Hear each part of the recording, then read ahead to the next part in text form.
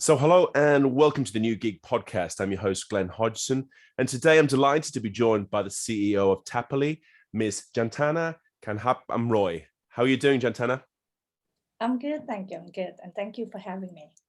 It's a pleasure to have you here. And let's begin by just saying a little bit about your background, how you got to the position you are today, and then we'll speak a little bit about Tapoly as well and the great things that you're doing. Yes, I started my career in banking probably just over 10 years ago. I was a chartered accountant. After I graduated, I ended up in a hedge fund or asset management. And in those days, I really don't know what a hedge fund was, but ended up there anyway. And just about 5 years ago, I left my job to set up Tapali, which now become my passion. So, my experience of dealing with insurance led me to setting up my own. I thought, if I can solve my own problems, then I hope that a majority of people who found themselves in the same shoes would also benefit from it. Excellent. Well, necessity is often the mother of invention when it comes to any kind of issues, and certainly when it comes to businesses. So at the moment, Tapali, let us know a little bit more about sort of what you do, where you're available, and the kind of services that you can offer to businesses and consumers.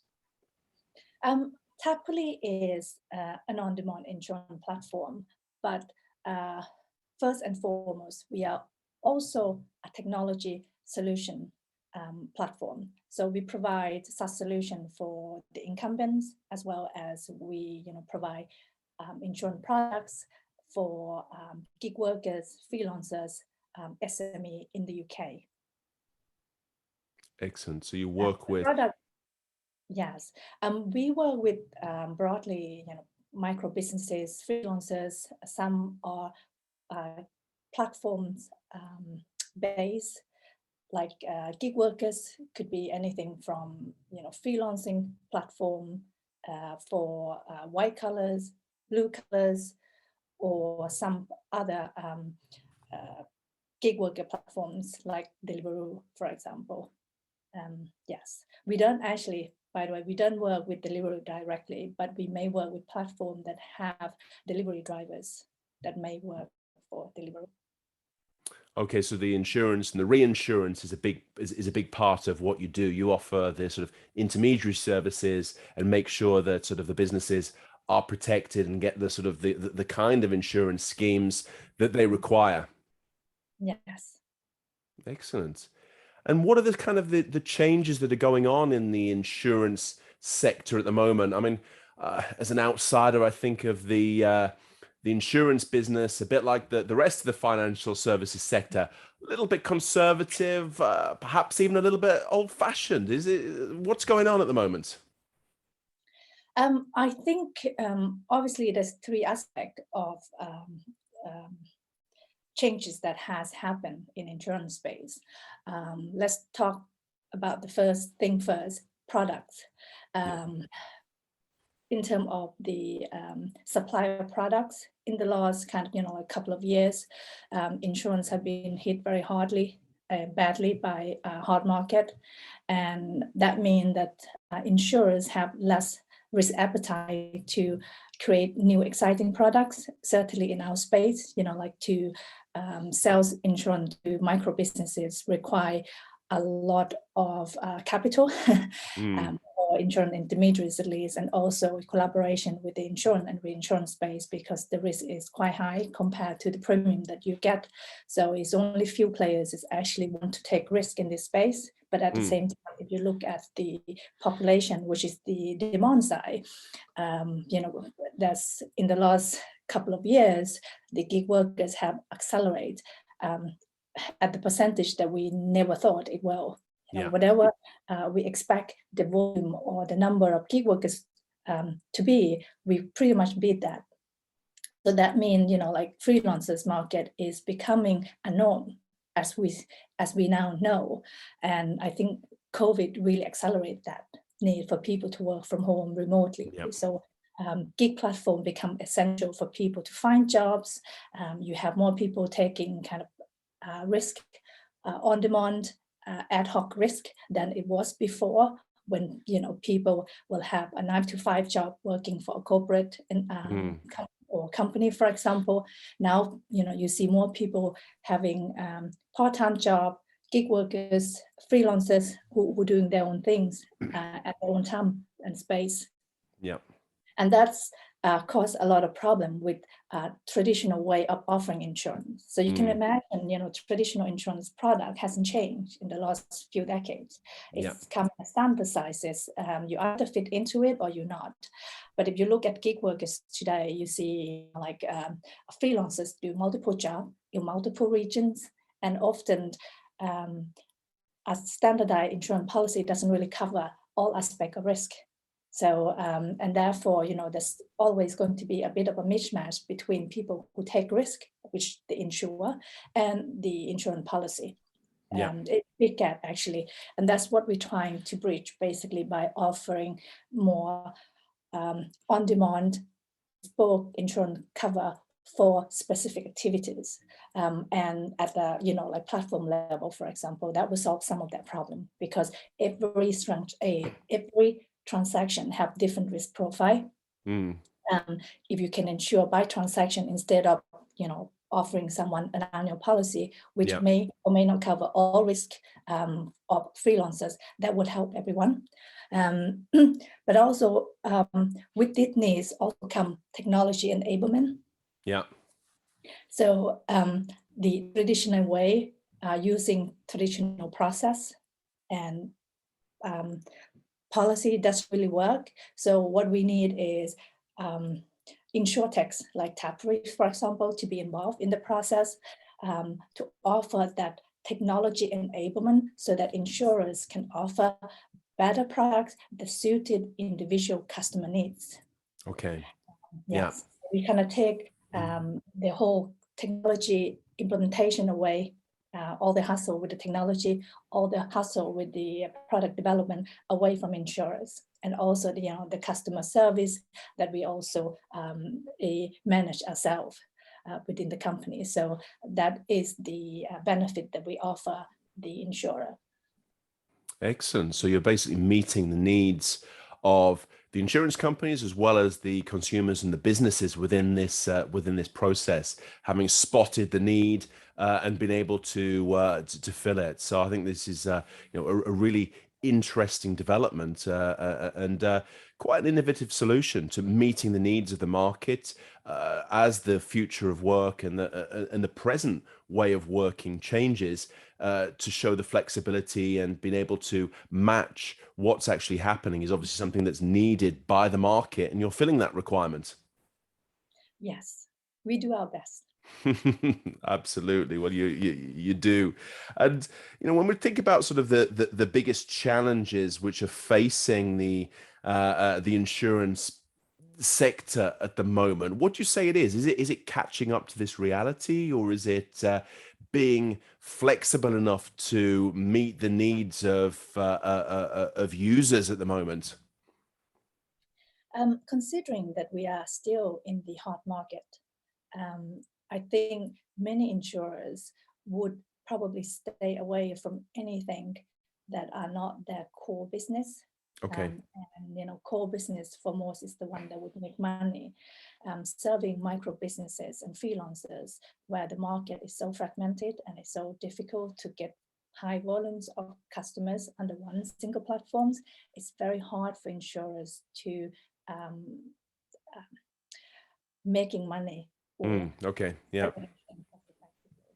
to the price that you have to pay in terms of getting new product to the market and also getting customer on board. So I think this kind of micro businesses from the insurance perspective is still kind of market that need to be proven. It's not yet something that most people would willingly go into, but it's certainly a future. We're basically probably 5 to 10 years ahead Right. People who are in this space will have to wait for the market to be more mature. And I think 5 to 10 years should be it. Like next decade, we won't be having this discussion. It would be Right. so obvious that everything should turn into on demand, right? We've got on demand everything. Now, you can get food in your living room without having to go and shopping. Yeah. TV is all on demand. Everything is on demand. So Yeah. should insurance be. I think you shouldn't even have to think about insurance. It should be obviously that everything that you do should be covered by some sort of insurance. Yeah. And that should be done. We've got enough data now. I think COVID accelerated the whole technology enablement, both from the internet access to platforms based for people to find and all the other platforms that allow people to work remotely. So now we've got so much data because everything is turning to digital. And that means that there will be more data out there about consumer.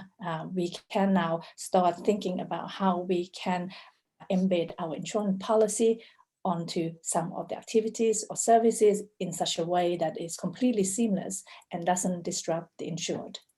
Yeah, excellent.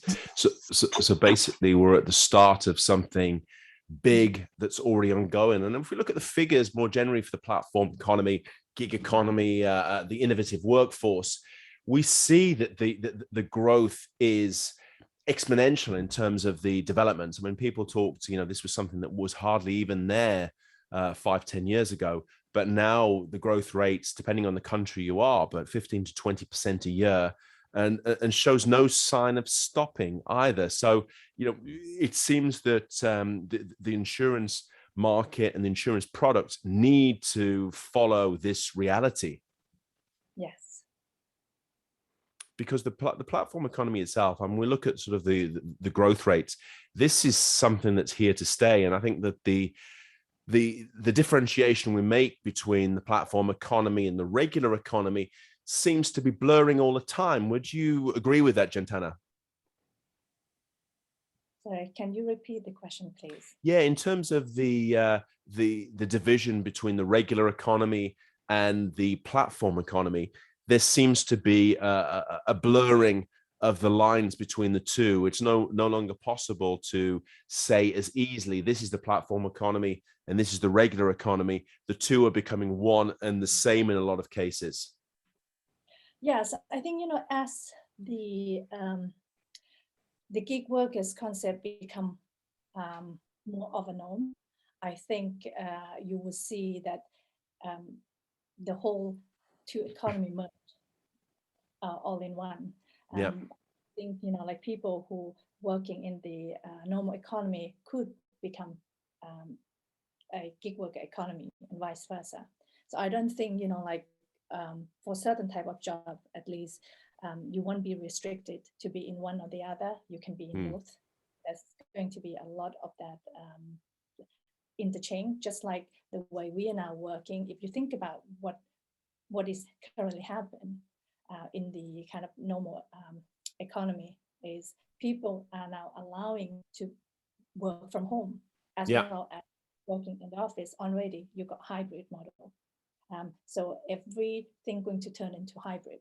And therefore, I think this is where I wonder, if there will be another word that signify the combined economy that we invented, and that would be the norm. And that would be the way going forward. There will be no distinction between normal economy or the gig economy. Yeah.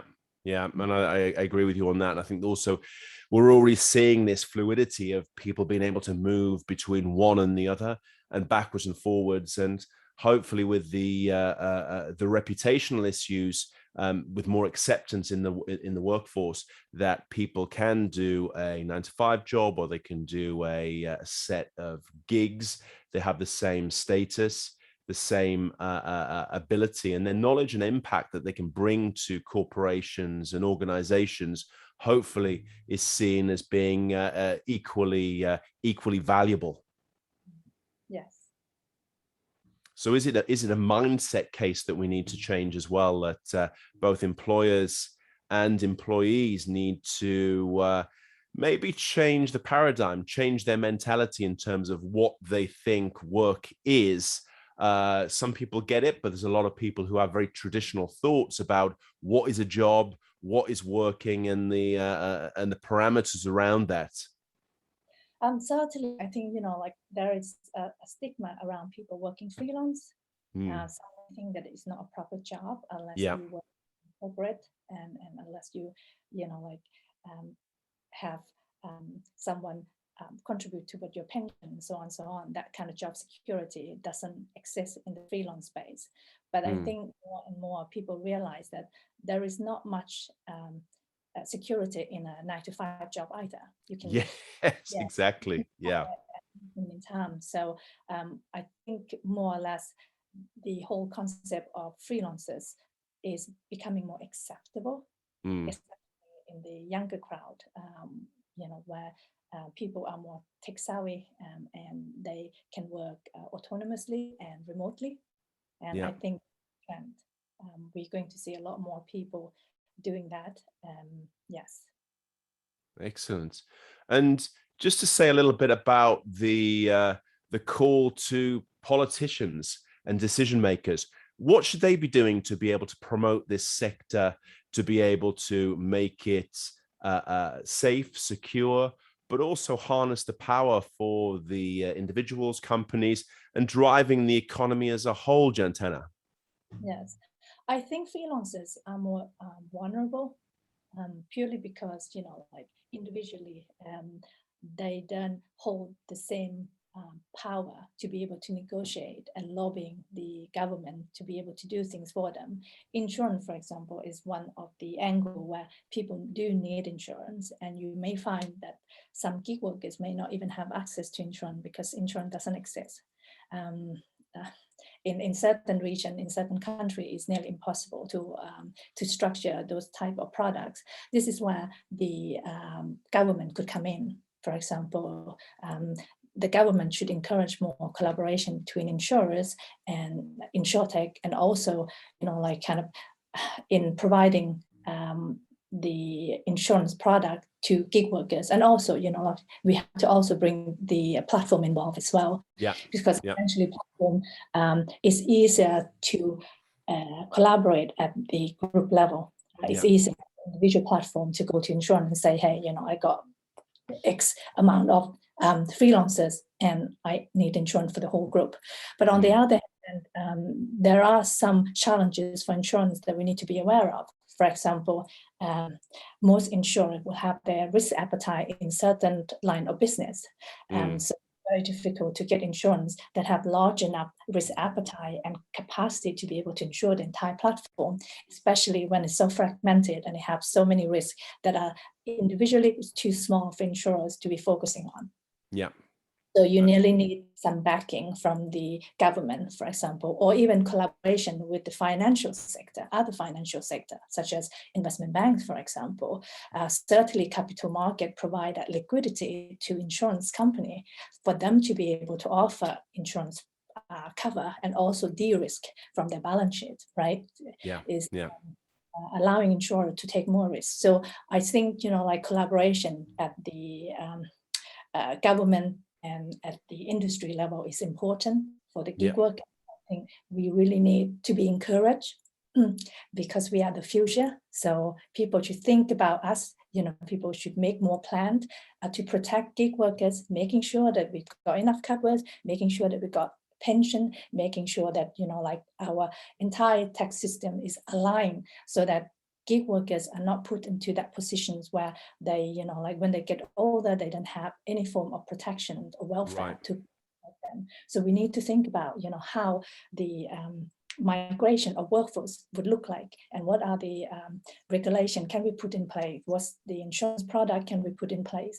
Life health is also essential for gig workers, right? Because it's unlikely that they will have this product of their own, whereas people who are in fully employed environment need to have that benefit of having fully insured cover, life, health, and so on.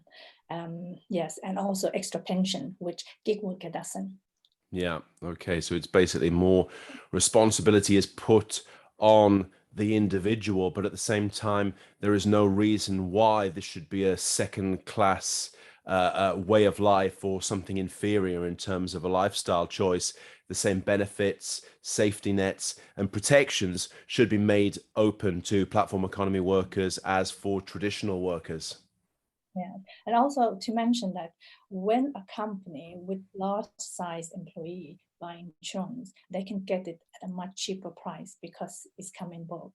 Whereas Yeah, individuals when they're trying to buy insurance, whether it's life, health insurance, any insurance at all, they would be priced individually, and therefore they would pay higher price than the than those that are in the corporate environment. And that in itself, I think, could be adjusted. And of course, like rightly to say the insurance did the right thing. They price according to their risk. yeah, But we just need, I think insurance need to get some help and encouragement to offer lower price for gig workers. So yeah. how to bring the insurance price down for individual, at the same time also allowing individual insurers to be comfortable with their risk that they Yeah. take. Excellent. Well, thank you very much indeed for that. And thank for the overview of Tapali, what you're doing, but also this crucial element of insurance, how the market's changing, how the products have to change to meet the needs of the market, and also your experience and knowledge within this. It's been great to have you on, great to be sharing these elements as well. So, Janthana, I can just thank you and hope to speak to you again soon. Thank you. It's my pleasure to be on your show.